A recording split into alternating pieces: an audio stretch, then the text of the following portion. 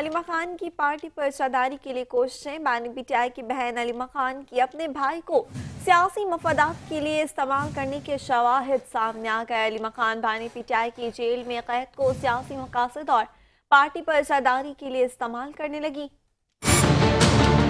حلیمہ خان کی ان کے social media operator S N L V کے ساتھ واٹس ایپ پیغامات منظر عام پر آ گئے۔ ذرائع کے مطابق Halima Khan S N L V کے ساتھ پیغامات میں بانی پی ٹی آئی کو پوٹ آف گولڈ سے تشبیہ دے رہی ہیں۔ حلیمہ خان کا پیغامات میں کہنا تھا، ہم کیوں بانی پی ٹی آئی کے لیے جیل میں ایئر کنڈیشن اور بڑا کمرہ حاصل کر کے حالات کو نارمل دکھائیں؟ لوگوں کو درد محسوس ہونا چاہیے جو فریج، اے سی اور کمرہ پینٹ کروانے سے نہیں ہوگا۔ بشرا بی بی کے حوالے سے بیانیہ بناتے ہوئے کہا کہ لوگوں کو بتائیں کہ بانی پی ٹی آئی کو سزا عدت کیس میں ہوئی کیونکہ بشرا بی بی نے اپنی بیٹیوں کو عدالت کے روبرو پیش نہیں کیا۔ واٹس ایپ پیغامات کے اگلے مرحلے میں حلیمہ خان کا کہنا تھا کہ مشال یوسفزئی اپنی 3 وزارتیں اڈیالہ جیل سے چلاتی ہیں کیونکہ وہ کم از کم 3 دن سے اڈیالہ جیل میں ہیں۔ ایس این ایل وی نے جواباً کہا مشال یوسفزئی کی اڈیالہ جیل تک رسائی کو محدود کرنا چاہیے۔ مشال یوسفزئی اور بیرسٹر سیف کی بانی پی ٹی آئی تک رسائی پر طنز کرتے ہوئے حلیمہ خان نے کہا کہ ایکسپریٹ لین اسٹریٹ ہے۔ مشال یوسفزئی کا نام کسی بھی فہرست میں شامل نہیں ہونا چاہیے۔ عہدے سے ہٹائے جانے پر خوشی کا بھی اظہار کیا۔ واٹس ایپ پیغامات کا تیسرا حصہ